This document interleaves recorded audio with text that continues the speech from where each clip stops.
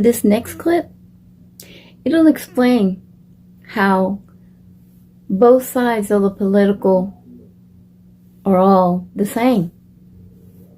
Both sides of the same coin are working together, making a fool out of you. Listen. You start by secretly creating a problem in the world and making sure someone else is blamed for it in the public arena, in the public mind. It could be a run on a currency, it could be a government collapse, at its most extreme it could be a war, because the two world wars in this century were funded, all sides were funded by the same people. Provable.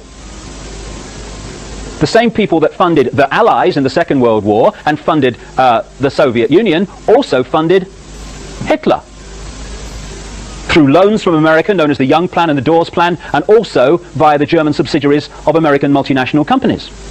Why would they do that? Why would someone want to fund all sides in a war? What is good is a war? Well, first of all, on one level, it makes vast amounts of money if you're lending money to all sides and you're also selling them lots of arms and all that stuff. But the fundamental reason for a war is to change the nature of post-war society. And what we saw in the First World War and the Second World War were massive global examples of problem-reaction solution. We are looking at a gigantic contrick before our eyes. We don't live in a democracy in this country or in America or in these other places. We live in a one-party state where the same force from the peak of the pyramid string pulls all sides. The creation of a one-world government to which nation-states would be principalities, administrative units, a world central bank which would administer all financial transactions on the planet, a world currency which wouldn't be coins and notes, it would be merely electronic, cashless society, for which there are fundamental implications for freedom, as we'll see as we go along tonight.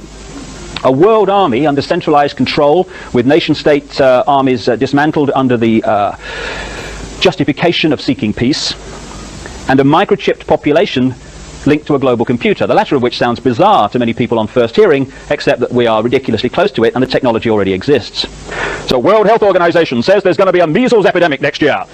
Get vaccinated. Get your children vaccinated. You're a bad parent if you don't. Then the same people that organize that then start flogging out the vaccine and make a fortune out of it. So if we take one element of that under problem reaction solution, it's amazing the extent to which we have given our power away, our spiritual power. It's all about taking our power back, because once we do that, it's all over. In 1991, even in America, a virtually unknown governor for Arkansas called Bill Clinton was invited to the Bilderberg meeting in Baden-Baden, Germany. Within a year, this guy is successfully running for President of the United States. In 1993, another relatively unknown Labour Party Home Affairs spokesman in Britain called Tony Blair was invited to the Bilderberg meeting in Greece, along with his opponent, the Conservative Chancellor Kenneth Clark, by the way.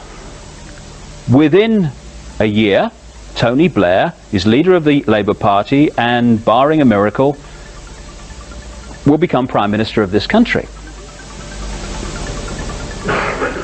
It's a great career move. The last 5 Secretary Generals of NATO, and I only know it's the last 5 because that's only as far as I've had time to check back, it's many more than that. The last 5 Secretary Generals of NATO, Bilderberg's group members. Manfred Werner, Joseph Luns, Lord Carrington, Willy Claes. The present one, Javier Solana, Bilderberger. And indeed, when they were discussing who was going to be the new Secretary General of NATO, it was between 3 people. Javier Solana, Bilderberg Group, Uwe Ellemann-Jensen of Denmark, Bilderberg Group, and Ruud Lubbers, the former Dutch Prime Minister, Bilderberg Group.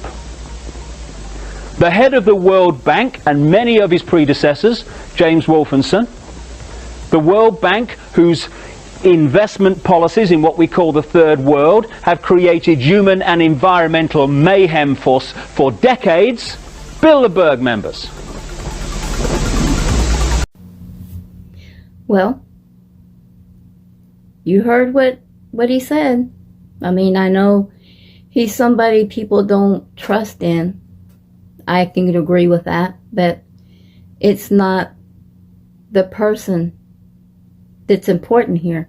It's the message. The message that's given. Both sides are playing the same coin. And they're making a fool out of all of us. We're in the middle. I mean, I see it. I don't see how is it y'all can't see it. Y'all have your blinders on. Take it off. And see for what it is. They're using us. They're throwing us away when we're not worthy anymore. Just like normal people. Come on now. Both sides of the same coin. Same shit, different toilet. Let me know how you feel. What do you think? What's your opinion? You see it right in front of you. You see how this world is a stage and is playing right in front of you. Let me know. Thank you.